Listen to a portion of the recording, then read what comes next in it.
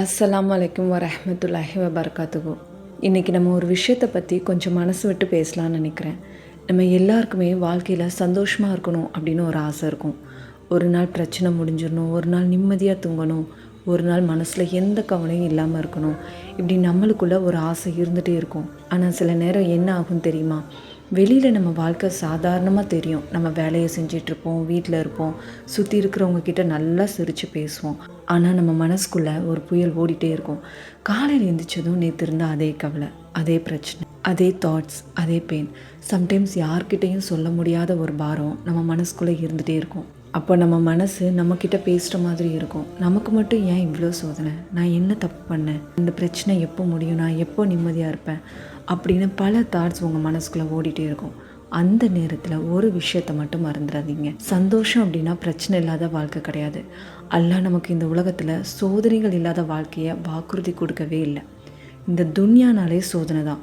சில நாள் சந்தோஷம் வரும், சில நாள் கண்ணீர் வரும், சில நாள் நமக்கு எல்லாம் நம்ம கையில் இருக்கிற மாதிரி இருக்கும், சில நாள் எதுவுமே நம்ம கண்ட்ரோலில் இல்லாத மாதிரி இருக்கும். ஆனால் அந்த எல்லா நிலைமையிலையும் நம்ம மனசுக்கு நிம்மதி கொடுக்கக்கூடிய ஒரே ஒரு விஷயம் நம்ம அல்லாவோட மனசு விட்டு பேசுகிறதான். அல்லாஹ் சுப்ஹானஹு வ தஆலா குர்ஆனில் சொல்கிறான், அறிந்து கொள்ளுங்கள், அல்லாஹ்வின் நினைவு கூறுவதன் மூலமே இதயங்கள் அமைதி பெறுகின்றன. இந்த வசனத்தை கொஞ்சம் யோசித்து பாருங்கள். உன்னோட எல்லா பிரச்சனையும் முடிஞ்ச பிறகு தான் உன் இதயத்துக்கு நிம்மதி வரும் அப்படின்னு அல்லாஹ் சொல்லலை. பிரச்சனை இருக்கும்போதே நிம்மதி உன் இதயத்தில் தான் இருக்குது. அதுதான் ஒரு முக்மீனோட அழகு. வெளியில் வாழ்க்கை சரியாக இல்லாமல் இருக்கலாம், ஆனால் உள்ளுக்குள்ளே அல்லாஹ் என் கூட இருக்கான் அப்படிங்கிற ஒரு நம்பிக்கை இருந்தால் போதும். சம்டைம்ஸ் நம்ம சந்தோஷத்தை எங்கெல்லாமோ தேடுறோம். பணம் கிடச்சா சந்தோஷமாக இருப்போம்னு நினைக்கிறோம், நல்ல வேலை கிடச்சா சந்தோஷமாக இருப்போம்னு நினைக்கிறோம், நம்மளை விரும்புகிற ஒருத்தர் கிடச்சா சந்தோஷமாக இருப்போம்னு நினைக்கிறோம், ஏன் நிறைய ஃபாலோவர்ஸ் வந்தால் சந்தோஷமாக இருப்போம், சம்டைம்ஸ் நிறைய லைக் வந்தால் கூட சந்தோஷமாக இருப்போம், நம்மளை எல்லாரும் அப்ரிஷியேட் பண்ணினாலும் சந்தோஷமாக இருப்போம்னு நினைக்கிறோம். ஆனால் இது எல்லாம் கிடைச்ச பிறகும் நம்ம மனசில் ஒரு எம்டியான ஃபீல் இருக்கும். ஏன்னா இந்த துன்யாவால் நம்ம எதயத்துக்கு நிரந்தரமான நிம்மதியாக கொடுக்க முடியாது. துன்யாவில் இருக்கிற எல்லாமே மாறக்கூடியது தான். மனுஷங்க மாறலாம், சுச்சுவேஷன் மாறலாம், இன்றைக்கி பணம் வரலாம், நாளைக்கு போகலாம், ஏன் நம்ம உடல்நிலை கூட மாறலாம். நம்மளை சுற்றி இருக்கிறவங்க இன்றைக்கி இருப்பாங்க, ஆனால் நாளைக்கு ஒருத்தர் கூட இல்லாமல் போயிடலாம். ஆனால் அல்லாஹ் ஒரு நாளும் மாற மாட்டான். அவனோட அறிவு தவறானதே கிடையாது, அவனோட வாக்குறுதி உடைவதும் கிடையாது. அதனால தான் நம்ம சந்தோஷத்தையும் நிம்மதியையும் மனிதர்கள் கிட்ட தேடுறதை விட்டுட்டு அல்லாஹ் கிட்ட தேட ஆரம்பிக்கணும். முஹம்மது நபி ஸல்லல்லாஹு அலைஹி வஸல்லம் அவங்களோட வாழ்க்கையை கொஞ்சம் பாருங்கள். அவங்க நம்மளை மாதிரி ஒரு சோதனை இல்லாத வாழ்க்கையை வாழலை. அவங்க குழந்தைய இழந்தாங்க, பசியை அனுபவிச்சாங்க, ரோகத்தை ஃபேஸ் பண்ணாங்க, போர் புரிஞ்சாங்க, எவ்வளவோ கஷ்டங்களை சந்திச்சாங்க.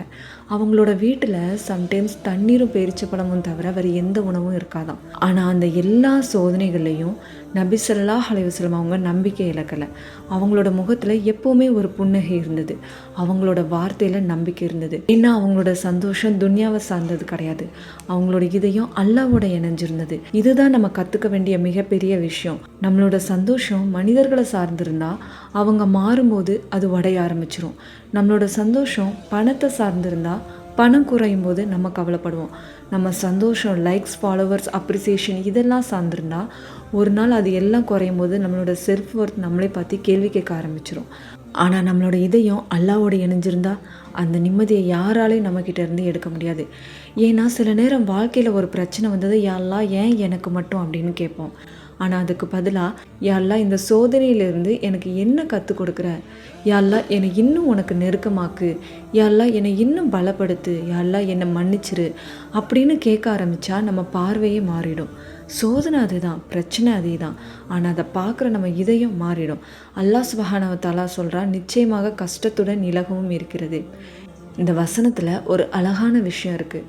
அல்லாஹ் கஷ்டத்திற்கு பிறகு இலகு வரும் அப்படின்னு சொல்லலை, கஷ்டத்துடன் இலகு இருக்குது அப்படின்னு தான் சொல்கிறான். நமக்கு வழி வந்த அதே நேரத்தில் கூட அல்லாஹ்வோட ரஹ்மத் நம்மளை சுற்றி இருக்கலாம். நமக்கு அது தெரியாமல் இருக்கலாம், நம்மளால் அதை புரிஞ்சிக்க முடியாமல் இருக்கலாம். ஆனால் அல்லாஹ் ஏற்கனவே நமக்கான ஒரு வழியை உருவாக்கியிருப்பான். நம்ம கடந்த காலத்தை கொஞ்சம் திரும்பி பாருங்கள். ஒரு காலத்தில் இதை என்னால் தாங்கவே முடியாது அப்படின்னு நம்ம நினச்சிருப்போம், நான் இதிலேருந்து வெளியே வரவே முடியாது அப்படின்னு கூட நினச்சிருப்போம், நம்மளோட வாழ்க்கை அவ்வளோதான் அப்படின்னு நம்ம நினச்சிருப்போம்.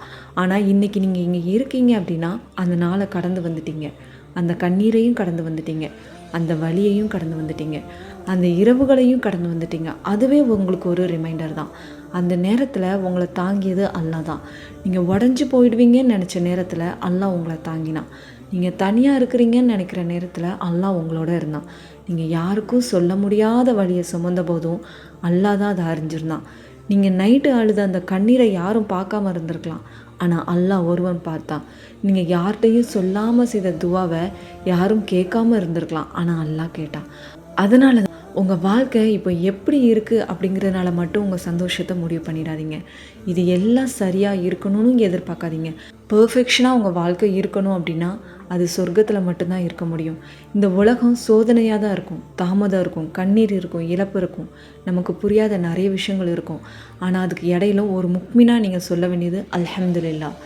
இதை நீங்கள் கண்ணீரோடையும் சொல்லலாம், வலியோடையும் சொல்லலாம், ஏன் எதுவும் புரியாத நிலைமையில கூட சொல்லலாம். ஏன்னா அல்லாஹ் உங்களை ஒரு நாளும் விட்டு விட மாட்டான் அப்படிங்கிற நம்பிக்கை உங்கள் இதயத்தில் இருக்கிற வரைக்கும் உங்களோட மகிழ்ச்சி உங்களை விட்டு எங்கேயுமே போகாது. எப்போவுமே நீங்கள் சிரிச்சுக்கிட்டே இருப்பீங்க. எந்த கஷ்டம் வந்தாலும், நம்ம வாழ்க்கை பர்ஃபெக்டாக இல்லைனாலும், கஷ்டம் இருந்தாலும் அல்லாஹ் மேலே உண்மையாக நம்பிக்கை வச்சுருந்தீங்க அப்படின்னா அந்த சந்தோஷம் உங்களை விட்டு எங்கேயுமே போகாது. உங்கள் மனசு கஷ்டமாக இருந்தால் கொஞ்சம் அமைதியாக இருங்க. உங்கள் கைகளை உயர்த்தி அல்லாஹ்கிட்ட பேசுங்க. யார்கிட்டையும் சொல்ல முடியாததை அவங்ககிட்ட சொல்லுங்கள். அழணுமா அழுங்க, ஆனால் அல்லாவை விட்டுடாதீங்க. உங்கள் இதயம் எவ்வளோ டயர்டாக இருந்தாலும் அல்லாஹ்கிட்ட பேசுங்க. உங்கள் துவாக்கு பதில் வராத மாதிரி உங்களுக்கு இருக்கா, பரவாயில்ல, அல்லாஹ்கிட்ட பேசுங்க. ஏன்னா நம்மளால் பார்க்க முடியாததை அவன் பார்க்குறான், நம்மளால் புரிஞ்சிக்க முடியாத விஷயத்த அவன் புரிஞ்சுக்கிறான், நம்மளால் நினச்சி கூட பார்க்க முடியாத இடத்துல இருந்து அவன் எல்லாத்தையும் நமக்கு வழங்குறான். அதனால் உங்கள் சந்தோஷத்தை துன்யாவில் தேடாதீங்க, மக்கள்கிட்ட தேடாதீங்க, அவங்களோட அப்ரூவலையும் தேடாதீங்க, அல்லாஹ்கிட்ட தேடுங்க. அல்லாவை நினைவு கூறுங்க, தொழுகையை பிடிச்சிக்கோங்க, துவாவை விடாதீங்க, குரானை உங்கள் இதயத்தோடு இணைச்சிக்கோங்க, சபர் செய்யுங்க, ஷுக்குர் செய்யுங்க, தவக்குல் வைங்க.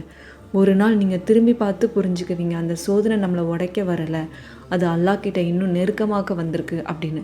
அது வரைக்கும் நம்பிக்கையை மட்டும் விடாதீங்க. அல்லாவோட ரஹ்மத்தில் ஒருபோதும் நிராசையாகாதீங்க. ஏன்னா நம்ம கதை இன்னும் முடிஞ்சிடலை, அல்லாஹ் இன்னும் எழுதிக்கிட்டு தான் இருக்கான். நம்மளால் இப்போ ஒரு பக்கம் மட்டும்தான் பார்க்க முடியும், ஆனால் முழு கதையும் அறிஞ்சவன் அவன் ஒருத்தன் தான். அதனால் உங்கள் இதயத்துக்கு ஒரு வார்த்தை மட்டும் சொல்லிக்கோங்க, அல்லாஹ் என்னோடு தான் இருக்கான், அவன் என்னை பார்க்குறான், அவன் நான் சொல்கிறத கேட்குறான், அவன் என்னை ஒரு நாளும் விட்டுட மாட்டான். அதுவே போதும். அல்ஹம்துலில்லாஹ். எல்லா நிலையிலும் அல்லாஹ் நம்முடைய இதயங்களுக்கு நிம்மதியை தந்து நம்முடைய சோதனைகளை எளிதாக்கி நம்ம அவனுக்கு இன்னும் நெருக்கமான அடியார்களாக ஆக்குவானாக. இன்ஷா அல்லாஹ் அடுத்த வீடியோவில் உங்களை சந்திக்கிறேன். அஸ்ஸலாமு அலைக்கும் வரஹ்மத்துல்லாஹி வபரகாத்துஹு.